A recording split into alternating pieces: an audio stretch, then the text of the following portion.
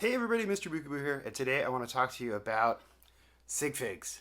So you've probably heard this term mentioned online all over the place. It's kind of the one of the crazes that's going on in the AFOL community. What in the world is a Sigfig, and why would I want one? Well, this is my maxi fig, which I'm going to talk about that and to explain what that is in a minute. But basically, a Sigfig is a representation of you in Lego form. So it's kind of just a fun thing that the community does. You can make a Sigfig, and then you can take your Sigfig and you can put them in your city. You can trade, which is the really fun aspect of it.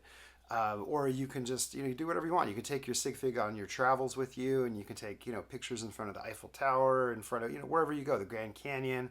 Put your Sigfig there, and it's just it's a Lego representation of you. So this is actually my original Sigfig, and I'm actually going to go through some of the pitfalls and perils of Sigfig designing as well, because I learned a very valuable lesson when I created this original Sigfig. So here he is in Lego form, and so it's pretty much the same, right? The problem with this guy is the torso that I picked is only ever available in one set, and it's a very rare set. It was a Lego Dimensions set, came out, I don't know now, probably 6, 7, 8 years ago, and it was only ever available in that set. It's extremely rare to find nowadays. It's extremely expensive, and so if you're trading these things a lot, it can be really expensive to find that specific torso. So that's the first recommendation. Pick a torso that's common, preferably if it's available on Lego Bricks and Pieces. That's fantastic because then it's readily available. It's easy to source, and you can easily acquire them and for not too much cost and trade them pretty effectively. The same goes for the head. There's unfortunately not a whole lot of bearded glass heads. If you don't have a beard and you don't wear glasses, you're in much better shape because there's a lot more heads to choose from. Like you need to make some more bearded faces for these Sigfigs. But I did find one that's fairly common, so that was good. Hair is the same thing. Don't pick some crazy random hair piece unless you want to be spending a lot of money, as well as the pants. So actually, what I've been doing is because I learned my lesson, and it's actually incredibly hard to find. Again, this torso available anywhere anymore. So what I actually did is I actually developed a new Sigfig, and so I actually have a shirt with the torso already made up. This is pretty cool. And so, and then you probably, if you followed me online, you've seen it, but this is actually the prototype where I was prototyping the new Sigfig design. So I actually had a couple different torsos I was considering, and then it came down to a whole bunch of different pants types that I was going to wear with this torso. Once I settled on the torso, I picked the mountain because A, it was readily available on Bricks and Pieces, and B, because mountains, it's me, Mr. Bookie Boo Mountains. It's like kind of what I'm known for, right? But this was an early prototyping, figuring out what colors look best, what I want to do, and sometimes this is best. You just get some torsos, you just start playing around and just see what works for you.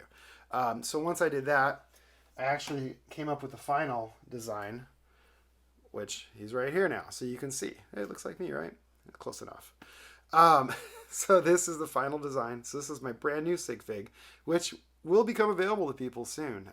If you're going to be at conventions, trade shows, bring your Sigfigs, find me. I'll be happy to trade with you. If you want to trade by mail and you're not going to be in any shows, let me know. We'll see if we can work something out. The shipping's a little expensive, but we'll see what we can do. But this is the new one. And actually, so I am prepping for the next convention season. So as you can see, this is about 70, I think, right now. I'm going to do a bit more because they do go fast, and that's the second thing I'd say to be aware of when you're getting into the Sigfig business. It's really easy to go overboard and trading with people and swapping and doing all that fun stuff, and they go really fast. So be aware. If you're going to do the Sigfigs, you want to have enough or be disciplined enough to know where you're at with them so you don't run out. I always tend to trade Sigfigs for Sigfigs, just because it helps kind of delineate where that is. If someone wants to trade with you and they don't have a Sigfig, that's where the stickers come in. So you can easily get these made. They're fairly inexpensive. They're 50 cents a piece or something. So this is a great way to trade with people or to just give out something if you want to have something to give out that's a representation of you. They don't have a Sigfig. Stickers are fantastic. Kids love these.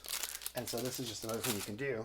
But the Sigfigs, That's pretty kind of where it's at. This is pretty cool. So all of the parts for my new Sigfig were available on Bricks and Pieces. Again, that's probably the key, is to have a source readily available for these parts. And Bricks and Pieces is pretty good now. They actually have quite a few torsos, heads, different styles of hair, all that stuff available in stock. And so it's pretty common. The only thing you want to be aware of is it's Bricks and Pieces. So some of the torsos are actually available in the stateside now with their stateside warehouse. Most of them are not. So when you're planning, don't wait till the last minute before the convention to order this stuff, because it could take 4 to 6 weeks to get the parts from Denmark.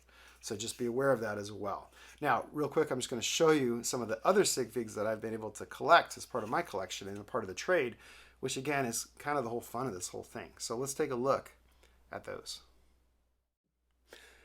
These are just a few of the many Sigfigs that I've collected so far. All these pretty much have been from conventions, shows, and just swapping, like I say, one for one, swapping my Sigfig for someone else's Sigfig. But you'll probably see a lot of familiar faces in here, and it's actually really a neat part of the hobby. Again, if you want to get into it, highly recommend it.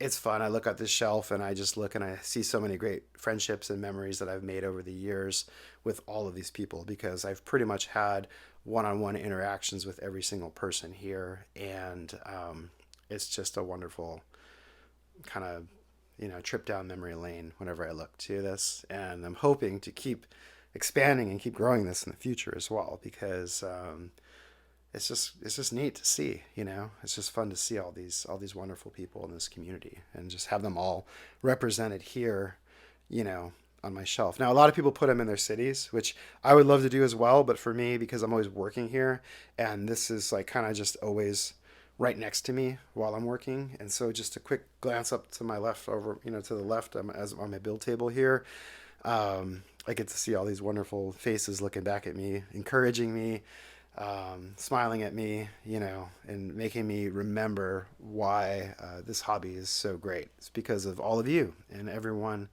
that I interact with and everyone that I build with and work with and just share with.